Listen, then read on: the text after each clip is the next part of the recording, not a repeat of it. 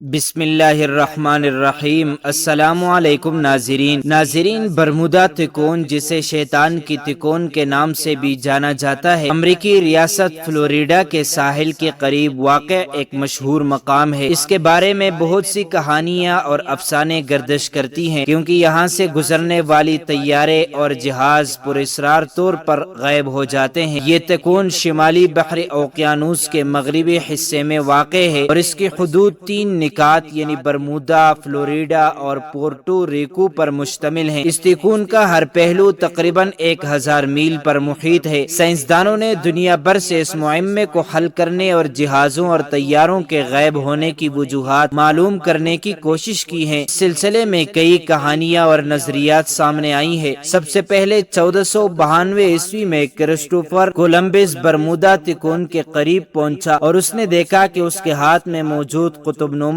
غیر معمولی حرکت کر رہا ہے۔ 1840 میں فرانسیسی جہاز روزالی برمودا تکون کے علاقے سے گزر رہا تھا اور اچانک غائب ہو گیا۔ چند مہینوں کی تلاش کے بعد یہ جہاز تکون کے علاقے سے باہر خالی حالت میں ملا اور یوں اس مقام کے بارے میں کہانیاں اور افسانے بننے لگے۔ 1872 میں ماری سیلسیٹ نامی جہاز مشہور ہوا۔ جب یہ جہاز بھی غائب ہو گیا تھا، 1 ماہ بعد یہ جہاز ملا اور اس کے تمام سامان اور خوراک صحیح حالت میں تھے، لیکن عملے کا کوئی سراغ نہ ملا۔ برمودا تکون کے بارے میں کئی نظریات ہیں۔ نظریہ اول یہ کہ اس علاقے میں جزیرہ اٹلانٹس موجود ہے جو اپنے کرسٹل انرجی کے ذریعے جہازوں اور طیاروں کو نگل لیتا ہے۔ اس نظریے کے مطابق یہاں وقت کے گیٹ بھی ہیں جو جہازوں اور طیاروں کو کسی اور زمان اور مکان میں منتقل کر دیتے ہیں۔ نظریہ دوم، کچھ سائنسدانوں کے مطابق یہ ممکنہ طور پر جزر اور مد کی لہروں یا مقناطیسی میدان کی غیر معمولی حالت کی وجہ سے ہو سکتا ہے جو نیویگیشن میں مشکلات پیدا کرتی ہیں۔ نظریہ سوم کہا جاتا ہے کہ اس علاقے میں سمندری لہریں بہت بڑی اور خطرناک ہوتی ہیں جو اچانک نمودار ہو کر بڑے بڑے جہازوں کو ڈبو دیتی ہیں۔ نظریہ چہارم، کچھ افسانے یہ بھی بتاتے ہیں کہ یہ مقام شیطان کا جزیرہ ہے یا یہاں سے دجال یا یاجوج اور ماجوج نکلیں گے اور یہی وجہ ہے کہ یہ مقام شیطان کی تکون کے نام سے مشہور ہے۔ نظریہ پنجم، کچھ لوگ یہ سمجھتے ہیں کہ یہ سب کہانیاں محض خیالی ہیں جو کتابوں اور فلموں میں دکھائی